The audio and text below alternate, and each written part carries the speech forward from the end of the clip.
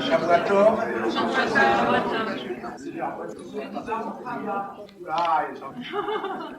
Je pouvais le dire. J'ai bien cru que je n'arriverais pas. Figurez-vous que j'ai voulu avec le RER. Et il y a eu une agression dans le métro. Alors la première chose qu'ils ont fait, ils se sont mis en grève. Donc on était complètement bloqué. J'étais bloqué. Je ne sais plus quoi faire. Je me suis dit, bon, je vais aller chez mon fils qui va m'emmener en voiture à Orly. Pile la ligne de métro. Grève surprise aussi, celle-là. Résultat, j'ai pris un taxi, des embouteillages monstres. À 7h30, j'étais à la porte d'Orléans. À -5, l'avion partait. Alors j'ai dit au taxi, je crois que je ne vais pas continuer. C'est pas la peine. Puis je me suis dit au fond de moi-même, si c'est fichu, tu verras dehors les 50 francs de taxi ou moins, au moins tu as la conscience tranquille. À 140, il a pris le périphérique et l'autoroute. J'étais le dernier. Derrière moi, terminé. Monté. Vraiment, bon, c'est vraiment... il ne faut jamais désespérer. C'est vraiment extraordinaire. Bien. Court et cher. Ah oui, là, il y a 150 francs de taxi. Vendredi, c'était une vraie merveille. L'avion a atterri à 14h14. À 15h15, j'ai mis la clé dans mon appartement, je suis rentré chez moi. Et bien madame, à 16h16, j'étais en route pour aller à la synagogue, très exactement. Tout était prêt, c'était prêt chez moi. Je m'affale pas là, mais moi j'avais tout préparé avant, c'était bien. Et ça c'est bien, parce que c'est un nouveau système Orlyval, un métro automatique, vous met directement le RER, c'est formidable, quand il n'y a pas la grève. Bien, mes chers amis, vous avez probablement entendu parler au cours de Shabbat et de l'école, tout ça. Vous avez donc probablement, plusieurs reprises, on vous a probablement mentionné, peut-être avez-vous entendu certains termes, tels que nos sages disent, le Talmud dit, la Gemara dit, le Midrash nous raconte, la tradition. Vous avez entendu probablement faire ces citations-là, et au fond, il n'est pas du tout certain que vous sachiez exactement de quoi il s'agit. Et peut-être nous allons tenter d'éclairer cela. Il y a un texte très curieux que les habitués de la synagogue le samedi après, et qui commence par les mots suivants. Chose très curieuse. Moshe Kibel Torah, vous le traduire, rassurez-vous, Moshe Kibel Torah Misinaï, Moïse a reçu la Torah Misinaï, ou Masa li Yoshua, et il l'a transmise à Josué, Yoshua Alizeni, Josué ancien, Skelim Linviim, les anciens aux prophètes, Nviim l'Anshek Knesset Agedola, les prophètes l'ont transmis aux hommes de la grande assemblée, et les hommes de la grande assemblée nous ont légué un message moral qui repose sur 3 choses, qui n'est pas nécessaire de connaître. Donc d'abord, comme je disais à certains de mes élèves, c'est la première partie de football de l'histoire. Moïse a reçu la Torah du Sinaï, il a transmis à Josué, Josué l'a transmis aux anciens, est-ce qu'on transmis plus?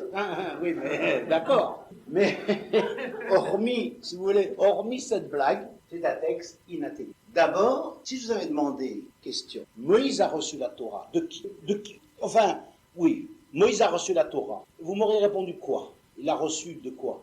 De Dieu. Qu'est-ce qui a marqué? Moïse a reçu la Torah, première curiosité. Deuxième curiosité, Moïse a reçu la Torah, et vous et nous et les autres. Une contradiction violente. La caractéristique fondamentale du message biblique est qu'il est marqué dans ce message biblique que le don de la Torah s'est fait au moins devant 3 millions de personnes. Je pense que, je ne sais pas si Chaim a déjà parlé dans cette conférence, je vais parler dans l'autre, mais c'est un fait, c'est que contrairement à tout ce qu'on peut parler des autres religions, fussent-elles monothéistes, où chaque fois il y a eu un homme qui a été inspiré en tant que prophète et personne n'a rien vu et personne n'a rien entendu, là la Bible clairement, ouvertement, c'est marqué V'raou kol ha'am, tout le peuple a vu, tout le peuple a entendu.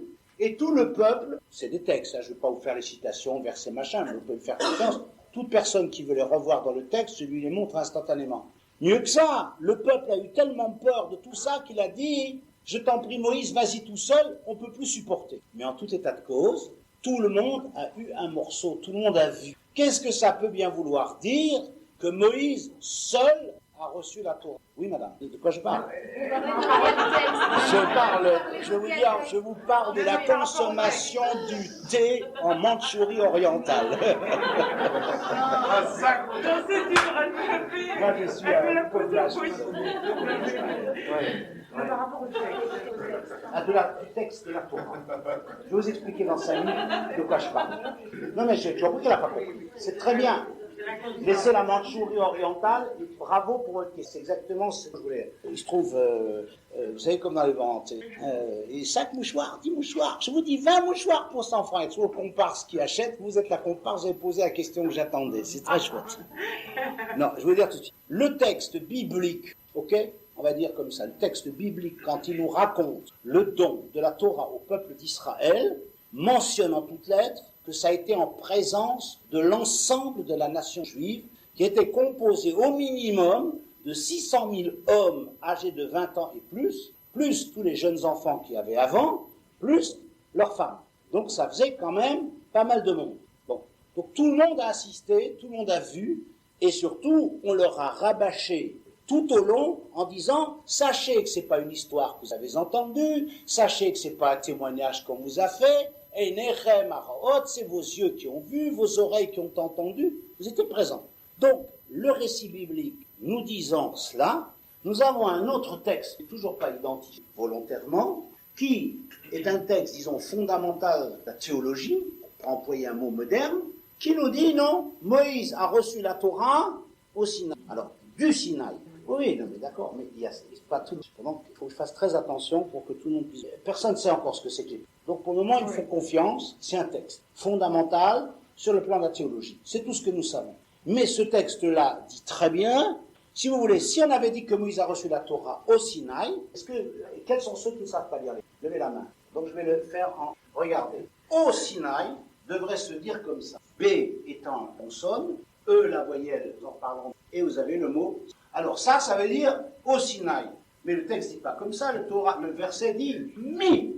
Or, mi est un partitif qui introduit la provenance ou le génitif, donc il l'a reçu du Sinaï. Comme on dit, Hamotilechem mi haaretz, qui fait sortir le pain à partir de la terre.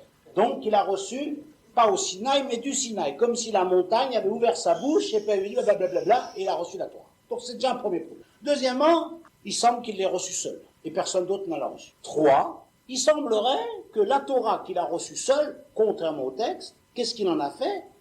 Et puis il a dit, toi Josué, tu es mon bon ami, tu as étudié, tu es resté bien sage, bien gentil, etc., je te la donne. Sarah li Yoshua, il l'a transmise à Josué. Et les autres, qu'est-ce qu'ils ont reçu? 0. Et qu'est-ce qu'ils savaient de la Torah? Et Josué a installé le peuple d'Israël pendant 14 ans, il a fait la conquête du peuple d'Israël, il a installé, il a partagé la terre, il a tout fait. Il l'a transmis à qui? Qui sont ces? Et ce qui est plus curieux, c'est que les anciens l'ont transmise à qui? Aux prophètes. Donc on a l'impression que les anciens, dont on ne sait pas ce qu'ils sont, parce que ce sont des vieillards, on ne sait pas ce que c'est, ont transmis ça aux prophètes, et puis un jour les prophètes ont abouti. Là on est clair. Les hommes de la grande assemblée, on connaît. Historiquement, c'est clair, ça se situe aux alentours de 516 à l'heure actuelle. Il y avait un espèce de parlement qui s'appelait Knesset Hagdolah, en hébreu, qui était un parlement composé de sages et de prophètes, qui donc étaient les dépositaires de cette Torah qui a semblé passer sous le nez de tout le reste du peuple d'Israël. Environ, madame, 586, 516 avant, et plus tard encore, grosso modo. Donc ça pose un énorme problème. Que veut dire ce texte et qu'est-ce qu'il nous apprend? Il est en contrainte. Alors évidemment, je vais ici maintenant vous faire quand même une petite révélation qui va vous permettre de faire une annonce bouleversante. Peut-être que vous n'avez jamais entendu parler de ça. Mais qu'en vérité, jusqu'à preuve du contraire, il n'y a pas une Torah, mais de quoi on parle? Il y en a 2. Alors on va regarder la première. À quoi elle ressemble? Alors la première. Alors on va la regarder comme ça. On a un texte, vous vous rappelez le fameux texte de tout à l'heure, la conférence, quel texte lui est pas tout lu, manuscrit ou imprimé, ou même sur ordinateur, mais se lit. Et celui-là, nous l'appelons des mots. Alors, je vous explique comment. En hébreu, l'hébreu s'écrit de façon générale uniquement avec des consonnes. D'accord? Les voyelles ne sont que des tout petits signes qui n'existent pas comme en français. Quand en français on a une voyelle E, diphtongue OU, elle est écrite O-U-E. En hébreu, aussi bien les voyelles que les diphtongues n'existent pas. On a adopté des signes, disons, conventionnels pour exprimer le phonème I, le phonème OU, le phonème A, le phonème E, etc. Mais il n'y a pas, dans le texte hébreu, il n'y a pas de place pour la voyelle. Donc tous les textes hébreux sont écrits à base de consonnes qui sont ensuite modulées en fonction du phonème. Donc ça veut dire, si je dessine par exemple un bœuf, suivant la façon dont le texte a parlé, je pourrais le lire be, comme ça par exemple, bi, ba, bé, ou bo. Vous voyez, avec des petits points, mais qui ne figurent nulle part. Bien sûr, dans les livres des petits-enfants, on les met, il faut bien qu'ils apprennent un peu à voyeler, mais dans les textes, et même pas dans un journal aujourd'hui d'Israël, bien de savoir, elle n'existe pas. Donc, pour retranscrire un texte en français, c'est pas simple. Donc j'ai adopté la méthode suivante. Les majuscules représenteront les consonnes et les minuscules représenteront les voyelles. C'est-à-dire que si je prends par exemple ce mot-là, là on a une voyelle, en fait, pas, j'ai ça c'est une voyelle en vérité, 1, 2, 3 consonnes. Donc théoriquement, je n'ai en français que la consonne T, la consonne R et la consonne E. Et quand je dis E, j'ai déjà mis une voyelle. Hein. Je devrais dire tr. En 5 minutes, il faut la respiration artificielle. Alors maintenant, je vais mettre les voyelles, une, et voilà l'autre, Torah. Ce sont des voyelles. Donc nous avons justement la Torah, qui sont les 5 livres, c'est-à-dire que historiquement, pas du tout de morale, éthique, théologie, ne vous occupez pas de ça. Historiquement, ça couvre le récit de la création, le déluge, les patriarches, la formation du peuple d'Israël, la sortie, les pérégrinations dans le désert, le don de la loi et la mort de Moïse. Une période historique, qui couvre à peu près 3000, l'opération 5700 et quelque chose moins 3300, ça fait combien ça? Et moi je peux le calculer, 2004. Alors 2400, disons. Ça c'est la Torah. Derrière, vous avez encore des livres qui couvrent une période historique bien connue et assez longue, et qui notamment couvre l'installation du peuple d'Israël dans sa terre, son gouvernement par des et l'édification de différents royaumes, jusqu'à la chute de ces royaumes, c'est-à-dire les écrits aussi, disons, à peu près avant. Donc, cette deuxième partie de la Bible s'appelle Nevi, Nevi, les prophètes. Et puis vous avez une troisième partie qui, elle, n'a pratiquement que 2 livres historiques, et dont tout le reste sont des livres d'éthique, de morale, de philosophie, de réflexion, de prière. Exemple, les psaumes de David, les maximes de Salomon, les réflexions existentielles de Job, etc., etc., le livre de l'Ecclésiaste. Et cette troisième partie s'appelle les écrits. Parce qu'on a appelé ça les hagiographes, parce qu'une hagiographie, c'est en vérité le récit historique d'un personnage qu'on a mythifié complètement et tout ce qu'il a fait. Par exemple, quand on parlait de Staline, qui perd des peuples, le meilleur, le plus fort, etc., ça s'appelle, je ne sais pas pourquoi on appelle ça hagiographie, c'est pas exact. Les écrits. Écoutez, madame, ça peut recouvrir, on avait combien 3000 ans à peu près. 3000 ans sur le point historique. Mais c'est pas du tout intéressant. Oui. Les Nevim et Ketuvim, madame, 3300, j'ai pas fait. J'ai un diagramme, j'aurais dû l'amener, je pense qu'après j'ai un grand diagramme. Mais alors, ces 3-là sont entièrement écrits. Et quand vous lisez de haut en bas l'acrostiche de 3 mots, ça donne Tanakh. Parce que le que, vérité, si vous le lisiez avec des voyelles, je vous en montre, voilà le point, avec un point, que, le même, le point, il se lit re. Donc ça c'est Tanakh. Le Tanakh est effectivement la loi écrite, la Torah, c'est-à-dire tout ce qu'on peut retrouver sur le plan. Et maintenant, à partir de là, nous allons nous poser un certain nombre de questions. On va prendre ces textes et on va les lire. Et on va regarder un petit peu ce qu'il y a dedans. Et là, vous allez voir, les gens savants, ça va marcher très très bien. Alors, je prends par exemple un texte que tout le monde connaît, le texte du chemin. C'est-à-dire, Ve'afta et Hashem Elokecha, tu aimeras l'Éternel ton Dieu, tout ton cœur, de toute ton âme, de tout ton pouvoir, très bien. Ve'ayu advarim ha'ele, elles seront ces paroles-ci, celles d'avant, celles d'après, celles que je vais te dire, vous savez pas. Oui, parce qu'en français, oui, elles seront ces paroles-ça, si vous préférez, parce que je veux parler français. Et On ne sait pas du tout ce que ça veut dire. Est-ce que ça veut dire ceci immédiatement maintenant, juste avant, juste après? La traduction française. Al-Vavecha, sur ton cœur. Alors qu'est-ce qu'on fait, messieurs, dames? Les paroles, comment on les met sur le cœur? Attendez, sur le cœur. Mettez-moi-les sur le cœur. Alors qu'est-ce que je vais faire? Je vais prendre la Torah, puis je vais la mettre sur mon cœur. Peut-être qu'elle est marquée. Je ne sais pas. Très bien. Non, on va y arriver. Le Vanecha, tu les enseigneras à tes enfants, mais dit Bartabam, tu en parleras, etc. Et maintenant, nous commençons. Ukshartam le hot aladecha. Tu vas les attacher en signe sur ta main. Tout le monde a bien compris? Qu'est-ce que c'est? Allez, Yash. Les phylactères, les tephilines. Hein? Alors on va y aller. On va marquer, et tu attacheras ces paroles sur ta main. Moi, je veux bien. Où avez-vous vu des paroles? Montrez-moi, si c'est cette filine dont on parle. Moi, je veux bien, hein? Tout à fait prêt. Montrez-moi où sont les paroles. Moi, je vois une boîte noire. Supposez, toujours la boîte noire, c'est d'ailleurs pas pour les avions, le mystère, tu vois, la boîte noire. Supposez qu'on ait mis des paroles dedans. Quelles paroles a-t-on choisi? Et pourquoi pas? On vous dit d'attacher ces paroles, sur votre main. Vous ne savez pas de quelles paroles, ni de quelle manière on va les attacher. Peut-être qu'il faut prendre un Sefer Torah, il faut le mettre sur la main. Qui vous a dit qu'il fallait prendre une boîte noire carrée et mettre des paroles dedans? Et lesquelles? Peut-être toute la Torah, il faut la mettre dedans. Lesquelles? Ça, vous n'en savez rien, c'est parce que vous avez décidé que c'était comme ça. Grammaticalement, il n'y a aucune preuve. Ensuite, traduisez-moi. Supposez... Ah oui, ça c'est pas fini, hein. Vous n'avez pas encore fini. Ukshartam leot, vous attacherez en signe. Quel signe? De quoi? Al yadecha, traduisez mot à mot. Al, sur la main. Ok? Sur la main. Vous avez vu déjà les gens qui ont mis des tefilines sur la main, vous? Qui a vu aujourd'hui mettre quelqu'un des tefilines sur la main? C'est pas fini. Ve'ayu le totafot, ils seront en quoi? Personne ne connaît la traduction. Personne ne mot. C'est un mot inconnu. Mettez-le sur l'ordinateur, il n'existe pas dans tout le Tanakh, on ne sait pas ce que c'est. Qu'est-ce qu'il faut? Alors maintenant on a su. On a dit c'est la boîte noire. Mais curieusement, cette boîte noire, elle ne ressemble pas à celle-là. D'abord, celle-là, elle est 4.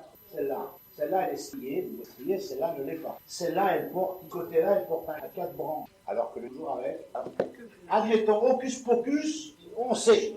On sait. Je ne sais pas qui, quoi, mais on sait. Alors, je sais, c'est ça. J'ai compris, je sais. Mon grand-père, il l'a su, de son arrière-grand-père qui l'a su. D'accord? Alors, je mets ce qui a marqué dans la Torah, le totafot, ben, enecha, je les mets entre mes yeux.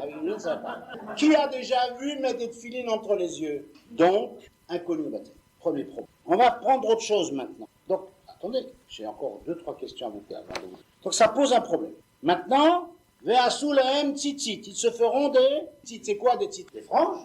Impossible. Alors c'est des franges. Alors pourquoi je ne prendrai pas des franges de rideau? Qui vous a dit que Al-Kalfé Bigdem sur les ailes de vos vêtements? Qui vous a dit que les ailes des vêtements c'est... Non, ça n'ira pas plus. D'accord? Qui vous a dit les ailes? C'est quoi les ailes? Ensuite, qui vous a dit qu'ici il y a 6, 7, 11, 13 et des nœuds et que c'est des fils de laine et que c'est pas de la soie? Qui vous a dit? Personne. Les Talmuds supparent. Ah, les anciens. Donc, vous voyez que vous commencez à comprendre qu'il se passe quelque chose. Donc, vous voyez bien que nous allons aller beaucoup plus loin et les choses qui... Quel est le commandement que Dieu a donné à Abraham? La circoncision. D'accord? Et il lui a dit, fais la circoncision. Il a employé un mot, ou maltem. Maltem, en cherchant bien, c'est un mot aussi assez compliqué, mais disons qu'à l'extrême rigueur, on peut comprendre qu'il s'agit de trancher. Alors, maltem, trancherait, alors, il fallait faire la circoncision. Alors, on cherche dans toute la Torah où est la circoncision, on finit par la trouver. En effet, il est marqué, Isha kitazriya b'yalda zachar, lorsqu'une femme aura été fondée et qu'elle met au monde un zachar, et la Torah continue, elle offrira tel et tel autant pour remercier, etc.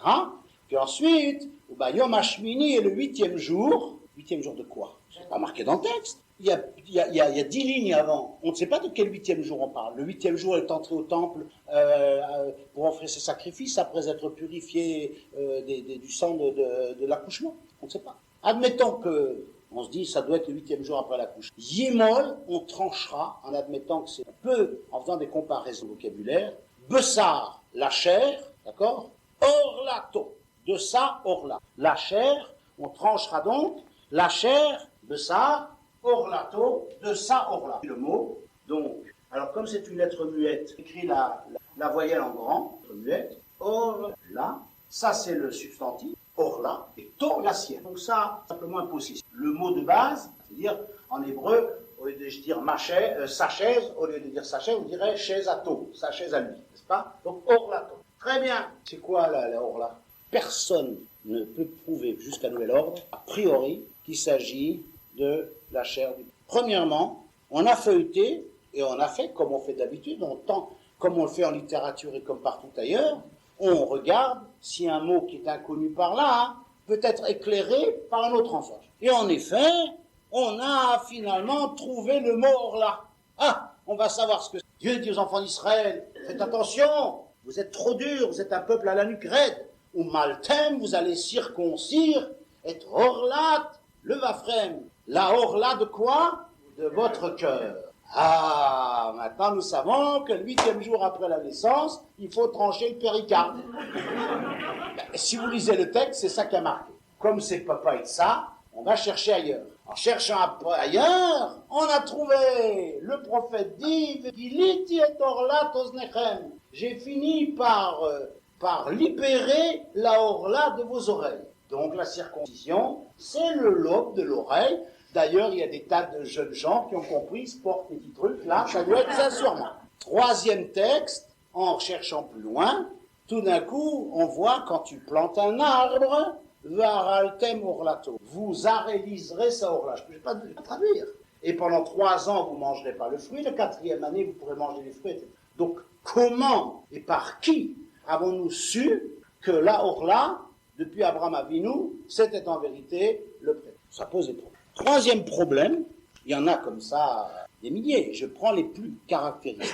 Troisième problème, on va prendre le Shabbat. Shabbat, on croit savoir ce que c'est, peu importe. Shabbat, on sait que le Shabbat, on se repose, on ne fait rien, on ne fait aucun travail, d'accord? Mon Dieu a dit, et il y a des drôles de choses d'abord. Mon Dieu a dit, 6 jours tu feras tout ton travail. Vous vous rendez compte? Il faut que je sois sûr que pendant 6 jours j'ai tout fait.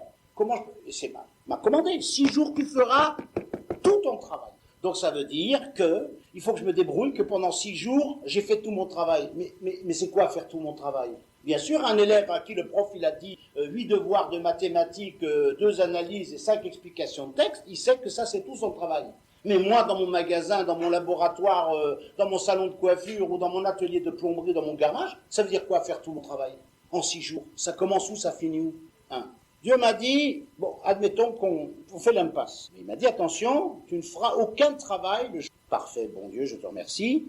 Les Juifs étant plus intelligents que tout le monde, ont trouvé le repos hebdomadaire avant que M. Léon Blum ne l'installe à la semaine je ne sais plus quand, 48 heures avant. Peu importe. Et c'est vrai, et alors maintenant, mais c'est quoi travail? Je vais vous raconter une petite anecdote. Ça fait il y a 1 an, à peu près, grand patron titulaire de la Antoine, très bien, parce qu'il avait ses enfants de l'école, et qui m'a invité au mariage de son mariage. Je voulais m'honorer, il m'a assis à une table, tout ça. C'était très bien, il a bien fait, parce qu'il faut savoir honorer. Et puis, il y avait à côté de moi un monsieur, vous voyez, alors il a aussi parlé avec moi, puis je me suis enhardi de moi, mais tout le monde vous dit, mais vous êtes président de quoi? Il m'a dit, ben voilà, je suis le premier président de la Cour. Pourtant, ça livre, n'était pas un point en commun qu'on est en train de s'embillage, parce que ça n'en finissait plus. On va peut-être sortir se promener dans les coups. Il m'a dit, oh, mais volontiers, mon cher ami, volontiers, j'en ai parti. Mais puisque je vous tiens, je profite de vous poser une question qui, depuis longtemps, si je voulais expliquer aux gens français que le travail, comment je leur explique? J'ai réfléchi quelques minutes, et puis il m'a dit, je vais vous expliquer.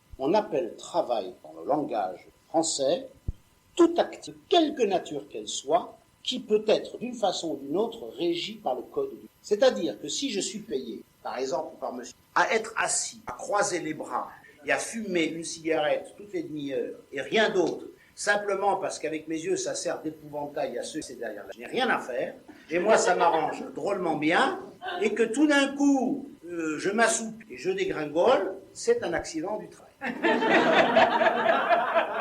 C'est vrai. Légalement, c'est un accident du travail. Donc ça veut dire que toute activité, même celle-là, du moment que je suis salarié, ou qu'il y a un contrat de quelque nature qu'il soit, etc., même quelquefois bénévole dans une association, ça s'appelle faire un travail. Donc par conséquent, moi qui suis en France, juif français, je déciderai donc que Dieu a dit que le jour du Shabbat, eh bien je ne ferai aucun travail au sens où la loi l'entend. Ce qui veut dire que maintenant je vais construire ma résidence secondaire, je vais faire des briques, je vais poser des faux plafonds, ou bien moi je vais pêcher pour me faire les muscles, mon jardin à fond, moi je suis un peu paresseux, je vais aller à la pêche, et chacun va se trouver les occupations qu'il veut. Ça ne s'appellera pas travailler, d'après cette mission, car je suis mon propre patron, et ce n'est pas régi, c'est une activité libre qui n'est pas régie par le code. Donc chacun va décider dans le fond, et peut-être qu'au Guatemala, le travail, ça s'appellera autrement, et que chez les Esquimaux, d'une autre façon, et là où on sera, on décidera. C'est finalement pas mal,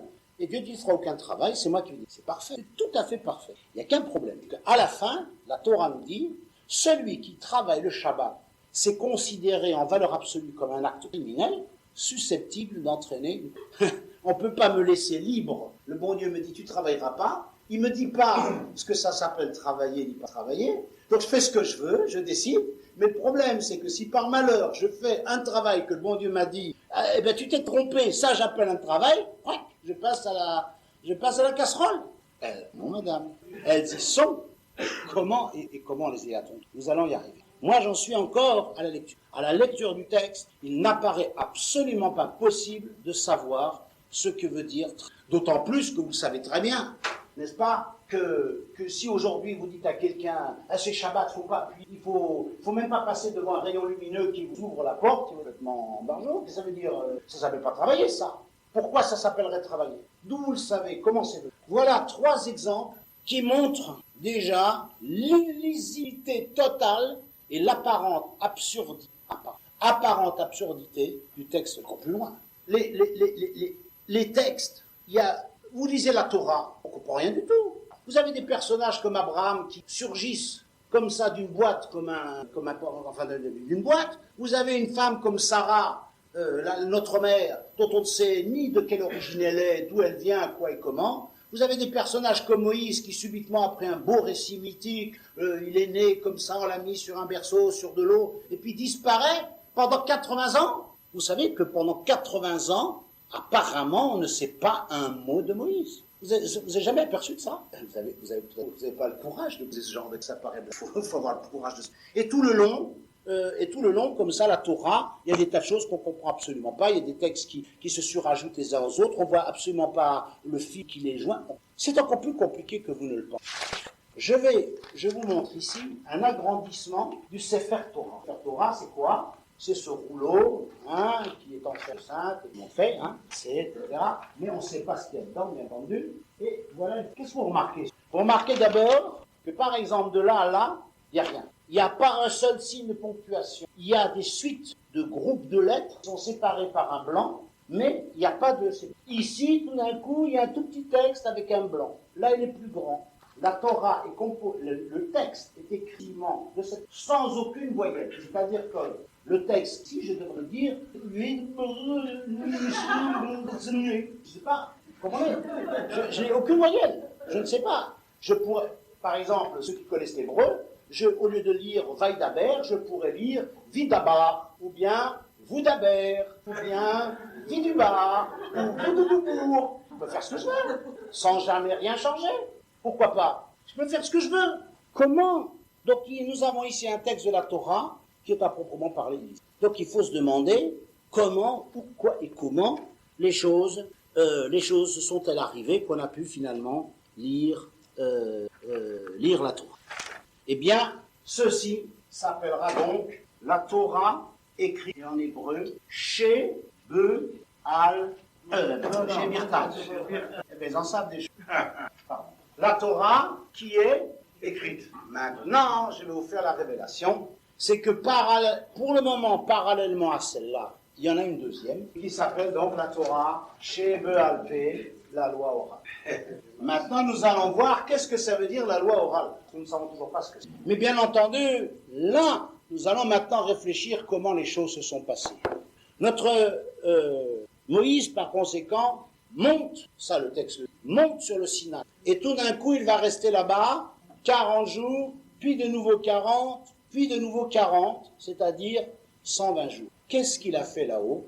Qu'est-ce qui lui a été? Eh bien, ce qui lui a été dit, c'est cela. Quand, disons, on va imaginer le dialogue, bien entendu, c'est pas tout à fait comme ça que les choses sont passées. Mais quand il a dit, Créateur, Maître, tu m'as dit Ve'ayu advarim ha'ele, elles seront ces paroles-ci sur ton cœur. De quel cœur tu parles, de quelles paroles tu parles, et comment je vais les mettre? Le Créateur lui a dit, voilà. Après, il lui a dit, bon, il faut les attacher en signe. C'est quoi attacher en signe sur ton bras? C'est quoi? Comment on va faire? Le Créateur a dit, Moïse, montrer une boîte noire qui s'ouvre, qui s'éteint.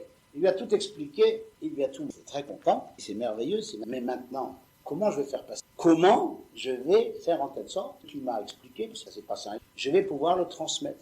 Qu'est-ce qui va? Comment ça? En réalité, la Torah est un immense code à côté duquel, ce qu'on a pu vous montrer pour les codes de la Torah, c'est un grain de sable au milieu de centaines de... Ce que Moïse a appris au Sinaï, c'est la totalité des moyens et des méthodes d'interprétation qui permettent de lire et de comprendre le texte écrit et de savoir et surtout toute la méthodologie nécessaire pour avoir de façon permanente le contrôle de l'interprétation. C'est-à-dire que la Torah, finalement, c'est un texte qui est lu par quelqu'un qui est myope et à qui tout d'un coup on met des lunettes, sans que le texte ait bougé, sans que rien n'a bougé, tout d'un coup, tout est clair. Il comprend tout, il lit. La Torah chez Be'alpé sont en réalité les lunettes grâce auxquelles le texte de la Torah pourra être lisible.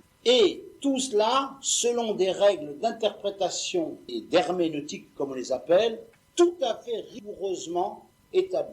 Il faut bien comprendre qu'à partir de là, chaque lettre selon sa forme, l'association des mots, leur place exacte. Le fait, par exemple, qu'un terme hébreu est écrit sans voyelle permet évidemment de le lire de plusieurs façons différentes. Et un même mot a par conséquent plusieurs significations possibles. Ensuite, le fait que les mots ne sont pas attachés entre eux, il n'y a pas de ponctuation, pas de signe de ponctuation, permet évidemment de faire des réassociations de termes entre eux et d'avoir tout à fait en hébreu une autre lecture que la lecture classique et courante. Bien sûr, la lecture classique et courante élémentaire de base, mais derrière se superpose au fur et à mesure qu'on approfondit et qu'on avance tout un tas de lectures par des associations de mots divers, etc., etc. Plus un certain nombre de raisonnements de lecture qui sont des codes. C'est-à-dire que si vous voulez, quand vous écrivez un message chiffré, un cryptogramme, il suffit d'avoir les grilles du cryptogramme. Eh bien, la Torah également est une sorte de cryptogramme avec des grilles. Et c'est évidemment, il suffit de savoir, façon de parler, c'est un peu plus complexe que ça, mais disons grosso modo, il faut savoir exactement placer ces grilles et mettre en place tous ces raisonnements. Par exemple, tous les versets se lisent par ce qu'on appelle le raisonnement a fortiori, c'est-à-dire que qui peut le moins, peut le plus, par des comparaisons de termes entre eux, par des associations, par tout un tas de règles qu'on appelle les règles de l'herméneutique et de la grammaire biblique et les règles d'action, et qui permettent ensuite évidemment de relire la Torah et surtout d'approfondir au fur et à mesure sa lecture. C'est cela que Moïse a reçu dans sa totalité, et cela, Moïse l'a reçu sous la forme de Moshe Kibel, dans le mot Kibel. Pourquoi va-t-il? Parce que la Torah nous révèle effectivement que Josué n'a jamais quitté le lieu d'étude pendant les 40 ans des pérégrinations dans le désert, n'est-ce pas? La Torah dit Moshe, Yoshua bin Nun Nahar, et Moïse et Josué, fils de Nun, le serviteur, Lo Yami Tor Haoel, n'a jamais bougé de la tente. Voilà un exemple classique. La tente, pas Théaïn, mais Théaïn. Qu'est-ce que c'est? Il n'a pas bougé de la tente. Qu'est-ce que ça veut dire, il n'a pas bougé? Vous comprenez? Il y a toute une règle d'interprétation qu'il nous faut comprendre, qui nous permet de comprendre que quand il y a le mot tente en hébreu, il ne s'agit pas du tout de la guitoune. Il s'agit de l'endroit où on étudie la Torah. D'ailleurs, autrement, on ne comprendrait pas. Regarde, je donne un exemple. Dans 15 jours, 3 semaines, cette semaine, j'aime bien remettre des choses d'actualité. Cette semaine, on va à la synagogue, on va lire la naissance des jumeaux Ésaü et Jacob. Au lieu de Ésaü, Ésaü était un grand chasseur, Ishiodéatzai, qui connaissait la chasse. Yaakov, Ishtam, était un homme, Tam, bon, on ne sait pas trop ce que c'est, intègre, disons, Yoshev Walim, qui habitait les tentes. Qu'est-ce que ça veut dire, il habitait dans les tentes? Ça n'a aucun sens. Yoshev, ça ne veut pas dire assis, justement, c'est l'heure que vous faites. Voilà encore. Bien sûr, madame, j'ai une erreur. Il faut bien comprendre que quelque part, il a bien fallu qu'on donne une traduction élémentaire. Il faut bien que les enfants, ils apprennent. Donc, elle a bien dû traduire quelque part. Mais dès qu'on commence à approfondir, à étudier, on s'apercevra que le mot Yoshev ne veut pas dire systématiquement être dans la position assise. Par exemple, quand on parle il y a des tas d'exemples. Par exemple, Vehu Yoshev Mimouli, quand on parle d'un groupe d'armée, Vehu Yoshev Mimouli, ça veut dire que tous les soldats, ils sont assis par terre en face de moi? Non, mais c'est très important de savoir. S'installer, la Shonakava. Il y a beaucoup, mais il faut apporter les preuves. Il faut apporter les preuves. Il faut donc pouvoir faire l'analyse rigoureuse des mots, des concepts, et attraper, etc. Et il faut que tout cela soit parfaitement cohérent. Il ne faut pas que quelque part il y ait une contradiction ou il y ait un trou. Je vais vous donner un exemple. Le prophète parmi les prophètes. Il y a un prophète qui s'appelait, donc on a vu qu'il y avait des prophètes, ce prophète Ézéchiel a écrit 53 chapitres. Et lui est le prophète qui a eu la plus grande vision mystique qui a été décrite dans toute la Bible. Moïse était au-dessus de lui, mais n'a rien dit de ça, ou on ne comprend pas ce qu'il a. Lui, il a eu la description mystique de ce qu'on appelle la Merkava, le char céleste. Totalement farfelu, mais je n'ai pas d'autres. Il a vu les anges, la nature des anges, il a vu le trône céleste, il a vu la lumière qui émanait. Qu'est-ce qu'il n'a pas vu? Et effectivement, tout le texte de la prière que disons, Kadosh, Kadosh, Kadosh, par exemple, la Kedusha, le Yotzer, 3/4 de ce texte provient de la vision d'Ézéchiel. Extraordinaire. Eh bien, figurez-vous que Ézéchiel, quelque part, a écrit un tout petit morceau de verset où il a écrit, et il a dit au Kohanim, et c'est pourquoi je recommande aux Kohanim, ne mangez pas de nevela. Nevela, faites-moi confiance, je ne peux pas vous faire les preuves, nevela veut dire de la viande cadavre qui n'a pas été, ça pose un grand problème. Tout le monde connaît le kashir et le tarouf. Même les gens qui ne le tiennent pas, ils vont s'acheter du homard à l'américaine, ils savent que ça existe le kashir. Qu'est-ce que c'est de la viande kashir, grosso modo? Dites-moi ce que vous en savez. Vite, ça vient d'où de la viande kashir? Hein? Qui a perdu, comment on lui a fait perdre tout son sang? En l'égorgeant. Vous avez déjà vu, on prend comme ça, ou c'est un grand travail. N'importe qui peut faire ça? Un shohet, un sacrificateur rituel qu'on les appelle. Combien d'années d'études il faut un shohet pour faire? Plusieurs années. Et puis il faut que le couteau, il faut des mois et des mois et des mois pour apprendre à faire le couteau. Parce que si jamais, en passant l'ongle ou sur la langue, il sent la moindre trace d'ébrêchure, ce n'est pas bon. Donc c'est quelque chose d'énorme, et tout le monde connaît la shahita, c'est un des fondamentaux, même des juifs qui tiennent pas Shabbat, tout ça, mais kasher ils mangent, on va à la boucherie kasher, pour la viande. Il n'a pas du tout, c'est le seul. Écoutez, je vous dis en 10 secondes, regardez, non, je vais répondre, pas interdit, regardez, viande, veine jugulaire, trachée, artère et œsophage, un shochet pour faire la shrita ne peut pas faire comme ça, il peut pas faire comme ça, il ne peut faire que clutch et c'est terminé. À cet instant précis, en 1 seconde, il y a l'hémorragie complète et totale du cerveau. Si vous avez déjà une fois eu le courage de regarder, vous avez des dizaines de litres de sang en 1 à 2 secondes. Et chacun sait que quand le sang, il n'y a plus rien dans le cerveau, il n'y a plus aucune sensation ni rien. Même si après l'animal a des réflexes nerveux, etc., il n'y a plus rien. Donc l'animal n'a plus aucune sensation de rien. C'est la mort la plus rapide, la plus, si je puis exprimer là, il n'y a pas c'est impossible. Parce que ça crée une hémorragie immédiate, totale et massive du cerveau. Bon, dites-moi, Moïse, la Torah dit, Dieu dit aux enfants d'Israël dans la Torah, Vezavarta, tu offriras, tu égorgeras, Kacher tzivitira, comme je te l'ai ordonné. Ok? Voici mon chéquier, je signe 5000 francs à celui qui me trouve dans la Torah où c'est marqué comment il fallait égorger les animaux. Encore, je dois applaudir 10 millions, c'était pareil. Ça, c'est Torah Shebal Peh. Moïse, toutes les lois de la Shrita sont des lois qui sont appelées Halacha le Moshe le Sinaï, lois qui viennent par Moïse le Sinaï. Et par conséquent, ce prophète Ézéchiel, il a dit quelque part aux prêtres, ne mangez pas de nevela, ne mangez pas de la viande cadavre. Tout le monde a explosé. Qu'est-ce que c'est que ça? Par conséquent, tu as induit la possibilité que la défense de manger de la viande cadavre n'est réservée qu'à qui? Kohanim. N'est-ce pas? Puisque si je dis par exemple à cette dame qui est, vous madame, vous mettrez un collier de perles. Tout le monde comprendra, elle mettra, mais elle n'a pas le droit. Toute la Torah parle comme ça. Tout ce qui est, et la Torah également, par exemple, une des règles, c'est la vigilance. C'est-à-dire que chaque fois qu'on dit une chose, il y a également la règle. Donc elle a dit, vous les prêtres, vous ne mangerez pas de viande nevela. De là, on pouvait comprendre que les prêtres ne devaient pas manger de nevela, mais que peut-être les autres pouvaient. contradiction absolue avec le reste de la Torah. Qu'est-ce qu'on a fait? Le livre d'Ézéchiel a été sorti du canon biblique, a été interdit pendant 18 ans, un des sages dont je vous parlerai tout à l'heure, a cherché, a fouillé jusqu'à ce qu'au bout de 18 ans, d'affilée, il a trouvé l'explication de ce verset, il l'a justifié, et le Ézéchiel est revenu. C'est vous dire qu'on ne jouait pas comment la créer. Donc, tout cela, maintenant reprenons Moïse. Qu'est-ce qui se passe avec Moïse? Regardons Moïse. Moïse est allé au Sinaï, il descend du Sinaï. Que nous dit la loi? Qu'est-ce qu'on nous raconte de son... Moïse apparaît avec ce que Michel-Ange a représenté comme 2 cornes dans la fameuse statue de Freud, n'est-ce pas? Ils connaissent l'histoire de Freud et comme les lettres de Freud par Jones, n'est-ce pas? Par des cornes de lumière. C'est évident que ça ne veut absolument pas dire ça. Karan or panav, ça veut dire que sa face avait une sorte d'illumination extraordinaire. Ça se comprend. Il a vu le bon Dieu et il descend, c'est normal. Et qu'est-ce qui se passe? Moïse voit que tout le monde se sauve.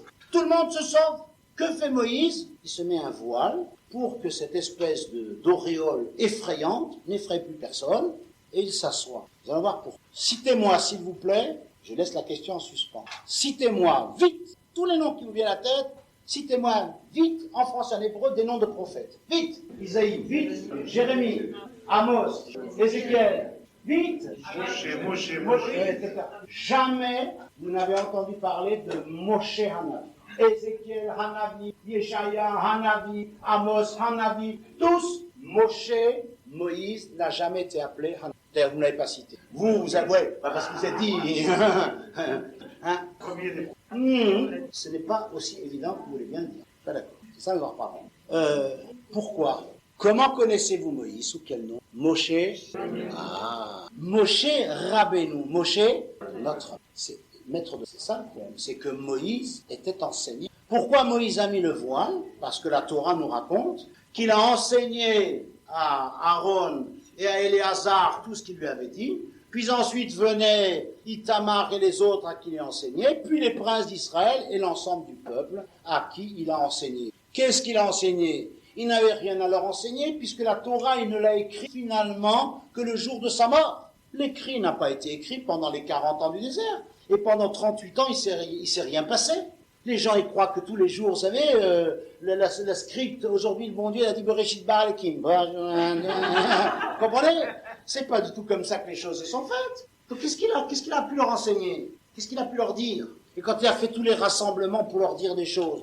Donc, évidemment, Moshe était Moshe Rabbeinu, et il leur a enseigné ce qu'il avait entendu, c'est-à-dire le contenu de la Torah, l'expression intime de la Torah, et l'ensemble des détails attachés à chacun des commandements qui la composent et à l'intelligibilité possible ultérieure de l'ensemble des récits, jusqu'au plus profond des mystères de la Kabbale, chacun évidemment en fonction de ce qu'il était capable de recevoir. Pour reprendre l'exemple de la médecine, si un professeur vient et enseigne à des élèves les os, si monsieur le professeur agrégé du Collège de France, il réunit d'autres protégés, on comprend bien que pour leur parler de syndrome de j'avais parlé l'autre jour, évident qu'il n'a pas besoin de passer par tous les détails, car il y a tout un tas d'acquis qui sont déjà faits et que le niveau de ce qui va s'intégrer sera radicalement différent. C'est exactement la même procédure qui a été employée avec la Torah chez nous. Le problème, j'ai pas fini. Maintenant, il s'agit de savoir, une seconde, vu l'heure, j'ai besoin de regarder un tout petit mes notes, n'est-ce pas? Par conséquent, ce qu'il a reçu, c'est l'intelligibilité du texte, les méthodes et le moyen de le transmettre. Mais en réalité, entre l'écrit, l'appris et le transmis, une seule et même Torah. Bien entendu, il ne s'agit pas du tout de 2 Torahs, mais il s'agit en réalité d'une seule et même. Et maintenant, il faut comprendre où se situe la spécificité du peuple d'Israël tout au cours de son histoire. Eh bien, paradoxalement, la spécificité du peuple d'Israël au cours de son histoire s'est faite autour de la Torah chez Béalpé et non pas autour de la Torah chez, c'est-à-dire la loi orale, non pas. Là où le peuple d'Israël a été attaqué, toujours, c'est sur Torah, lorsqu'il y a eu, par exemple, des sectes, comme par exemple la secte des Sadducéens. Les Sadducéens ont commencé, pour différentes raisons, une histoire là-dessus, à mettre en doute la loi orale. Puis ensuite, ils l'ont totalement contestée. Et ce sont les Sadducéens qui ont permis par la suite, vers 250 à peu près, l'hellénisation progressive du peuple d'Israël qui a amené les événements de Hanouka. Et puis ensuite, ils ont donné la secte des Esséniens. La secte des Esséniens s'est transformée ensuite il faut bien savoir que ceux que Jésus aurait appelés, qui est la traduction hébraïque, latino-française du mot Perushim, les pharisiens, c'est vous et nous. C'est-à-dire ceux qui font la totalité de leur judaïsme à partir de l'éclairage que donne la Torah chez Baal Pé.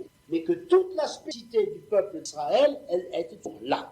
Mais il s'est passé, si vous voulez, donc la première contestation, si vous voulez, c'était celle-là. Et d'ailleurs, regardez, je vous donne un exemple, les Karaïtes. Les Karaïtes. Karaïtes vient du mot kra. Kra, qui veut dire l'écrit. Les Karaïtes, des gens qui s'en tenaient rigoureusement à l'écrit. Alors écoutez bien. Les Karaïtes ne veulent pas entendre parler à la loi. Donc, ils prennent Shabbat. Prenons Shabbat. Alors maintenant, ils disent, Shabbat rentre. D'abord, je leur pose une question. Quand savent-ils, et où est-il marqué dans la Torah, que le Shabbat, il rentre au coucher du soleil, ou il sort à la nuit, il descend à la nuit? Nulle part. Alors, donc déjà, il y a un faux. Ils commencent à faire le Shabbat le vendredi soir, sans savoir où et quoi dans les versets il est marqué que ça commence vendredi soir. Supposez. Maintenant, regardez. Alors, eux, ils n'allument pas de feu, parce que la Torah dit, n'allumez aucun feu dans toutes vos demeures. Qui, paradoxalement, madame, qui m'a posé les problèmes des 39 travaux dont je vous parle dans un instant, parce que vous posez la question, est le moins grave de tous. Fermez la parole. Ok. Ensuite, j'imagine, excusez-moi, messieurs, dames, j'ai un peu mal au ventre, et je suis au toit. Et maintenant, c'est Shabbat. Comme je suis karaïte, la loi marque, personne n'a le droit de quitter l'endroit où il est le 7e jour.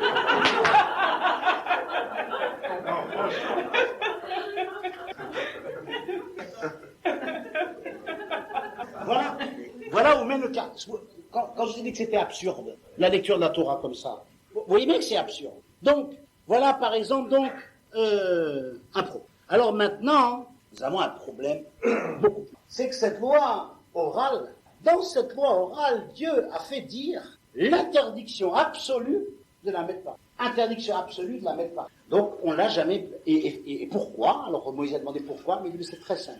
Il lui a dit, tu verras à terme que la Torah écrite, je m'excuse de la dureté des termes, demoiselle, peut-être ça va vous choquer, mais j'ai rien d'autre, c'est la traduction exacte. Il dit à terme, la Torah écrite deviendra une publique avec laquelle n'importe coucher, comme ça il a dit. Et en effet, on a pris la Bible et on lui a fait dire tout et le contraire. D'abord parce qu'on l'a traduite de n'importe quelle façon.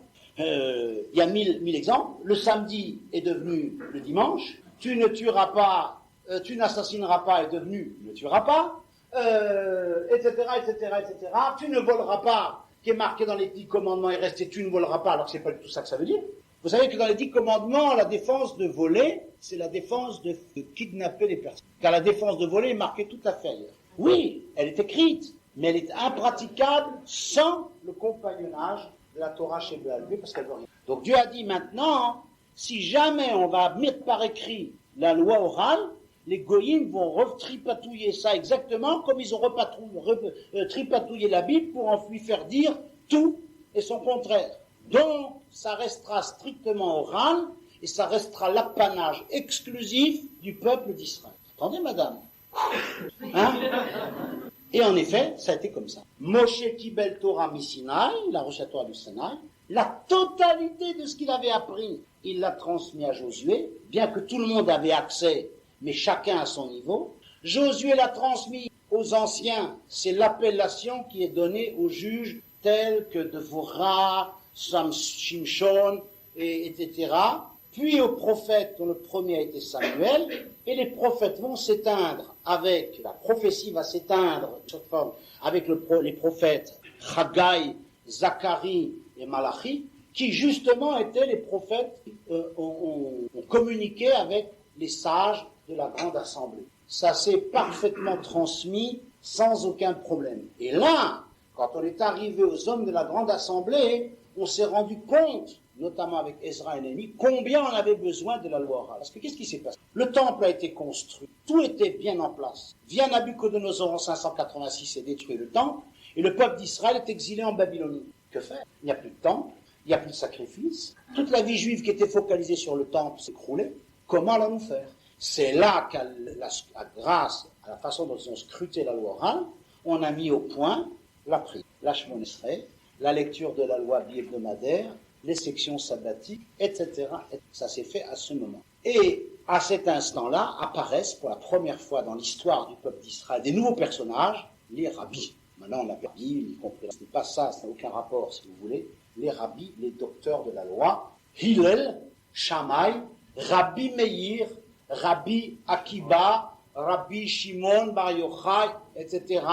C'est à partir de cet instant-là que commence la période dite des rabbis, c'est-à-dire des gens qui avaient d'immenses académies où ils réenseignaient à leur tour la totalité de la loi orale qu'ils avaient seulement vue. Un jour, il s'est passé que les Assyro-Grecs et les Romains, ayant parfaitement compris que l'ossature du peuple d'Israël, c'était l'étude. Enlever l'étude de la Torah au peuple d'Israël, l'assimilation sera là à vitesse grand V. On peut leur laisser mettre un peu de filine, on peut leur laisser... Il n'y a qu'à regarder ce qui s'est passé en France depuis l'émancipation du français bleu, blanc, rouge authentique. Il n'y a qu'à regarder comment l'émancipation et le fait qu'on n'a pas étudié, où ça nous a mené. Donc, l'attaque était surtout ne pas laisser se transmettre la loi orale. Car pour être rabbi, ça se passait comme ça. Moïse a imposé ses mains sur Josué quand il avait terminé, et il lui avait donc donné l'ordination. C'est-à-dire que quand on était ordiné, ça signifie qu'on avait fait tout le cursus et qu'on avait le diplôme d'études supérieures sinaïtiques, si vous voulez. Et ainsi on transmettait. Et le premier décret qui a été fait, quiconque enseignerait ou ordonnerait était condamné à mort. Donc qu'est-ce qu'on a fait?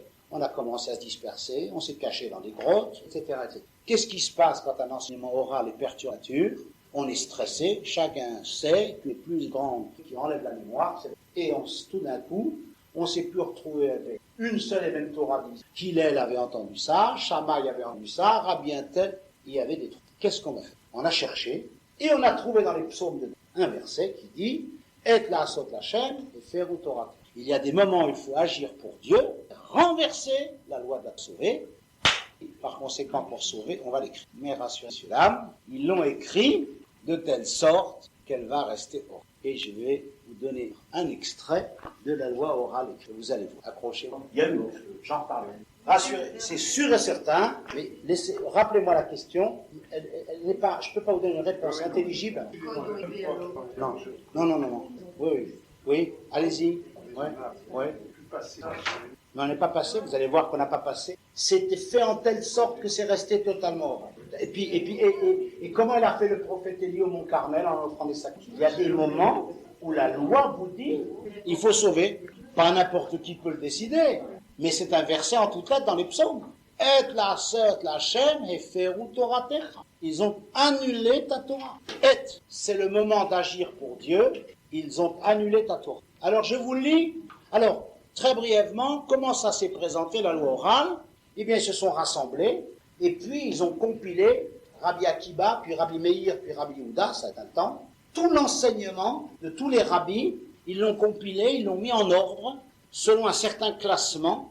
Et ça a ce qu'on appelait la Mishnah. Ça a donné quelque chose qu'on appelle en français la Mishnah. Mishnah, en hébreu d'abord. Voilà, Mishnah, juste. Regardez, messieurs, dames, Mishnah. Alors, regardez bien. Vous lisez ce mot. N, d'accord? Che, me, a. C'est le même mot que le Shama. Pour vous donner n'est-ce pas, le système d'anagramme fonctionne sur toute la Torah, mais ça c'est juste en passant. La Mishnah, ils ont rédigé. Et ils ont dit comme ça va pas se perdre, et on l'a mis par écrit. Eh bien, je vais vous lire une Mishnah. Vous êtes prêts? Attention. Je traduis, Yotziot à Shabbat. Les sorties de Shabbat. Ça, c'est bon pour les jeunes, ils adorent ça. C'est drôlement chouette. Shtaim, il y en a 2. Chez Arba, qui en font en vérité 4. Il aime les jeunes, le bon Dieu. Chez Arba, mais qui sont 4, bifnim à l'intérieur, ça c'est des booms chez soi à la maison avec les parents, ou shtaim et 2, chez Arba qui forment 4, bachutz, quand on sort dehors. Ketzat. Alors comment on sort? Donc ces sorties de Shabbat qui sont 2, qui font 4 dehors, et 2 qui sont 4 dedans, comment que ça marche? Ketzat. Comment que ça marche? He'ani omed bachutz. Le pauvre est debout dehors. Ou balabait biflim, et le maître de maison, il est à l'intérieur chez lui. Et puis alors, vous allez voir, Bien entendu, le pauvre introduit sa main dans l'intérieur. L'intérieur de quoi? Vous ne savez pas d'ailleurs, je ne l'ai toujours pas dit. L'extérieur, vous ne savez pas ce que c'est. Il met sa main à l'intérieur. Qu'est-ce qu'il fait un pauvre quand il met la main dans l'intérieur? Il dit, t'as pas une pièce d'un franc? C'est ce qu'il fait d'habitude. Oui, mais le problème, c'est qu'il y a marqué Venatan, et c'est lui qui donne. Le toriado chez le balabaït dans la main du balabaït. Oh non, non. Oh, ou bien, chez Natal Mitocha. Il prend de sa main. Veotzi l'a fait sortir, injuste, épouvantable, et Ani Chayav, le pauvre est coupable, balabaït patour, et le maître de maison, il les quitte. Vous vous rendez compte? Le pauvre, il a toujours tort. Assassiné. Pourquoi? On vous entend expliquer là. Il faut. J'ai lu et traduit mot à mot. La lecture, c'est ça. Prenez une traduction telle qu'elles existent, c'est la suivante. Les sorties de Shabbat sont 2 qui sont 4 à l'intérieur et 2 qui sont 4 à l'extérieur. Comment cela? Le pauvre debout dehors, le maître de maison dedans. Tend le pauvre sa main dedans et donne dans sa main du balabaït, il prend d'elle. Il fait sortir, le pauvre est coupable et le balabaït est patour. Et quitte. Ça veut dire, quoi on parle? C'est écrit. Bien entendu, si je ne vous explique pas ce qui se passe et de quoi on parle et le vocabulaire et tout, vous ne savez absolument. Et d'où je le sais moi, de mon maître. Qui le sait de qui? Qui le sait de qui? De son maître. Et la Torah, la loi, est restée évidemment, rigoureusement, car ça c'est encore un texte simple, mais un texte beaucoup plus complexe, totalement inintelligible, sans la présence des maîtres qui ont reçu. Car c'est pas. Et non seulement ça, ils l'ont rédigé exactement selon le même style de la Torah. C'est-à-dire que la Torah a un style qui fait que si je te mets un mot avant, et pas parce que la Torah ne tient pas compte des règles de grammaire que nous avons nous. Par exemple, Bereshit bara Elokim et Hashamayim et Haaretz. Au début, d'abord c'est faux, la traduction est fausse, complètement fausse. Celui qui traduit au commencement, 0. Ni avec le commencement, encore 0 pointé. Bereshit, donc déjà, admettons. Bara, il a créé, Elokim, Dieu, et. Je vous demande de traduire et. Rien, ne se traduit pas. Introduit le complément direct d'objet. Je vais vous montrer 150 fois il y a un complément direct d'objet, il n'y a pas et. Et je vous en montrer 150 où il y a et il n'y a pas de complément. Donc, voilà un mot qui ne traduit pas. Et Hashamayim et Haaretz. La Torah ne tient pas compte sujet, verbe, complément. Elle peut écrire les choses dans les verbes transitifs et intransitifs s'écrivent alternativement comme ci ou comme ça. Il faut bien comprendre qu'on a dû traduire en français parce que le français est une langue pauvre qui a des règles, on ne peut rien en faire. Tandis que la Lashon HaKodesh, la langue sainte, est d'une richesse et d'un potentiel extraordinaire. Et tout peut se lire dans un sens comme dans l'autre, à l'envers comme à l'endroit et presque de haut en bas. Et ça a encore toujours un sens. Il faut connaître les règles. Donc eux ont choisi le style de la Bible. C'est-à-dire qu'ils ont écrit ils étaient tellement pénétrés que le style est aussi codé que celui de la Torah. Mais évidemment, un peu plus. Je vais vous dire de quoi il s'agit. La Torah nous demande, ce qui est l'un des 39 travaux dont parlait Madame, de ne pas porter à Shabbat. C'est-à-dire de ne pas prendre des objets, y compris le mouchoir, et de sortir dans ce qu'on appelle le domaine public, du domaine privé au domaine public, et vice-versa. Alors qu'est-ce que c'est que le domaine privé et le domaine public? Il y a déjà de quoi beaucoup travailler. Et maintenant on nous explique, et maintenant qu'est-ce que ça s'appelle sortir un objet? Ça commence où, ça finit où? Qu'est-ce que ça s'appelle sortir un objet? Est-ce que sortir un objet, je prends un objet, je le sors? Est-ce que quand j'ai ma kippa sur la tête, ça veut dire que je sors ma kippa dehors, j'ai pas le droit? Comment ça se définit? Car c'est là où l'intérêt de vie. C'est que la loi, minutie absolue, elle ne doit rien laisser dans l'ombre. Donc c'est vraiment du cheveu coupé en quatre, comme on le dit de façon péjorative, il faut tout savoir. Eh bien ici, on commence par nous dire, Yotziot, c'est déjà le nom qui désigne les opérations qui consistent à transférer des objets d'un domaine public à l'autre. Et alors on nous dit, elles sont de deux natures, qui se subdivisent en 4 catégories, suivant que la personne se trouve à l'intérieur de ce qu'on sait être le domaine marqué, et autant d'opérations en fonction de celui qui se trouve dans le domaine. Tout d'un coup vient le pauvre, et donc on voit qu'on va nous illustrer ça avec le pauvre.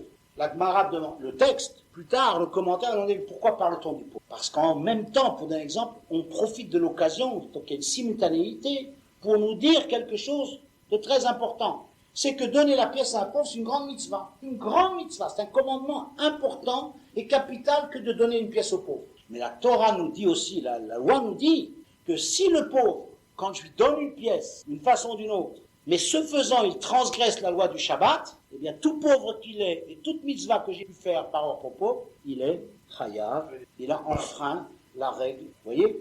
Donc, de là, nous apprenons un principe général, on ne peut pas faire une avéra, transgresser quelque chose, pour quelque part faire. Par exemple, créer un bal pour que les jeunes gens et les jeunes filles se chauffent bien les uns contre les autres, et on sait comment ça se termine, parce qu'on préfère qu'ils couchent avec des juifs qu'avec des goïs, c'est une mitzvah, c'est une grande avéra. Excuse infiniment, on l'apprend d'ici. D'accord? Non mais, comme ça au moins les choses elles sont claires, pas de problème. Par la suite, cette Mishnah, ça s'appelle Shabbat. Alors, ils ont fait un ordre, il y a 73 sections, et ils ont divisé en six ordres, qui sont subdivisés en traités. Et chaque traité parle d'un sujet particulier, mais en parlant d'un sujet particulier, il parle en même temps de tous les autres. Il y a une interprétation, une simultanéité. Ce n'est pas du tout ordonné, comme on se l'imagine, les choses s'imbriquent les unes dans les autres. C'est-à-dire que, finalement, pour décider d'un problème concernant Shabbat, on peut très bien faire appel à une notion qui concerne une loi d'impureté du temple.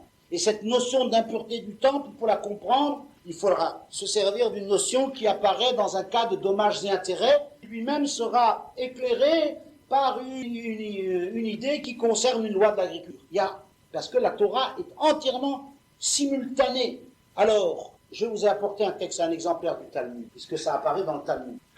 Alors regardez bien. Vous avez ici donc une Mishnah. Mishnah, c'est très chiant. Oui, là voilà. 1, 2, 3, 4, 5. Cette Mishnah, avec le temps, il y a eu des trucs. Parce qu'il fallait tout apprendre par cœur. On apprenait la Mishnah, c'est-à-dire que l'élève apprenait de son maître la Mishnah, puis le maître lui disait, tu sais ce que la Mishnah veut dire, 3, 4 ans, jusqu'à ce qu'il a épuisé la Mishnah, et il répétait.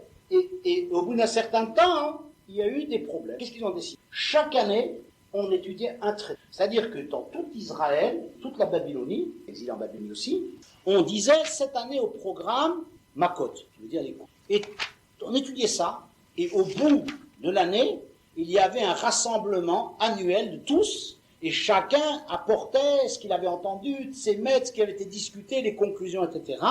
Et cela a été mis par écrit et forme la Gemara. La Gemara, c'est-à-dire le développement de la Mishnah, et elle s'étend sur plusieurs pages. Voilà, par exemple, ici, des fois c'est une page, des fois c'est 20 pages, des fois c'est... Et c'est cet ensemble, Mishnah plus Gemara, qui forme le Talmud. Le Talmud est composé donc de 62 traités, 6 ordres. Le premier ordre, qui traite des prières, des bénédictions, toutes les lois agricoles, sont énormes. Le deuxième traité, le deuxième ordre, qui s'appelle Époque, qui traite de toutes les fêtes. Shabbat, le Pessah, de toutes les fêtes. Le troisième ordre s'appelle Nashim, toutes les lois concernant les relations et la position de la femme. Le mariage, le divorce, les unions internes, etc. Tout ce qui entrait aux femmes. Le quatrième ordre s'appelle Nezikin, c'est-à-dire les dommages. Traite de toutes les lois civiles concernant tous les dommages qu'une personne peut faire à une autre, directement ou indirectement, sur ses biens matériels, sous quelque forme que ce soit, tout ce qui concerne les régis, les rapports civils entre eux, les ventes, les locations, les prêts, les coups et blessures, les assurances, la loi du travail, les contrats de travail, toute la loi civile. Cinquième traité, les choses saintes, c'est-à-dire tout ce qui traitait du service du temple. Sixième traité, les puretés, tout ce qui traitait de la pureté et de l'impureté globalement. Tout cela a formé le Talmud, donc, qui est la recension de la loi orale telle que Moïse l'a reçue. Mais, et là je reprends, première chose, un système de contrôle permanent et absolu. Le Talmud, c'est pas... Alors, monsieur le maire vous a dit, voilà. Ah, bravo, monsieur le maire, sûrement il sait. Pas du tout. Comment, monsieur le maire, avez-vous pu dire que les tefilines, c'est comme ça? Mais moi, j'ai appris de mon maître que c'est comme ça. Ah, fais-moi la preuve. Et tout le système est un système dialectique où tout ce qui est dit doit être prouvé d'un bout à l'autre, et on passe son temps à aller chercher tout ce que les uns ont dit, etc., pour que ce soit entièrement cohérent. Quelqu'un demande à un sage, pourquoi toi tu ne dis pas comme ça? Alors il répond, le chamialé, je ne l'ai pas entendu. Autrement dit, jamais il pouvait dire une chose, trois, pas fini. Très important. Encore plus, Le Talmud, tout d'un coup, dit Chassurei mechas. Il nous manque un. Quatrième chose, Teiku. Tishbi yefaresh kushiot ubayot. Nous ne savons pas. Il faudra attendre que le Messie vienne pour résoudre le. Avez-vous déjà vu un système d'une honnêteté parfaite où les gens laissaient en suspens des questions ou des fois ils disaient c'est pas vrai, c'est faux. Et puis ils laissaient, ils disaient non, on ne sait pas. La tradition ne nous est pas parvenue, nous ne savons pas. Pour que tout ceci reste toujours contrôlable de siècle en siècle, ils se sont inspirés de la Torah, puisque la Torah est toujours écrite, les mêmes lettres au même endroit, les mêmes mots aux mêmes endroits. Que vous preniez un livre de Torah de Yéménite ou dans l'Arizona ou chez les Esquimaux, le Sefer Torah sera toujours écrit de la même façon, aux mêmes endroits, les mêmes lettres, des règles très... Et celui de demain, c'est pareil. Mais aujourd'hui, on peut dire qu'on a copié sur ceux qu'on avait avant. Il faut prendre donc les plus anciens, n'est-ce pas? On a trouvé, vous savez, quand les Yéménites sont montés en Israël, on avait des livres de Torah qui dataient presque de mon temple. Quand on les Djerbiens, dont on sait que les gens de Djerba sont probablement déjà du temps de Salomon, donc on regardait un petit peu leur Sefer Torah, on avait des moyens de compte. Ce système a été mis en place pour la lecture du Talmud. Regardez bien comment ça marche. Comment, madame? Parce que ce qui a été mis sur le papier, ça nous permet quand même de savoir un petit peu de quoi on parle. C'est une base de travail qui nous permet de nous rappeler des choses. Moi, j'apprends la Torah, heureusement que je rêve sans arrêt là, parce que j'ai appris mon maître. Vous imaginez pas, pendant tout le trajet en avion, comment? Je dis là.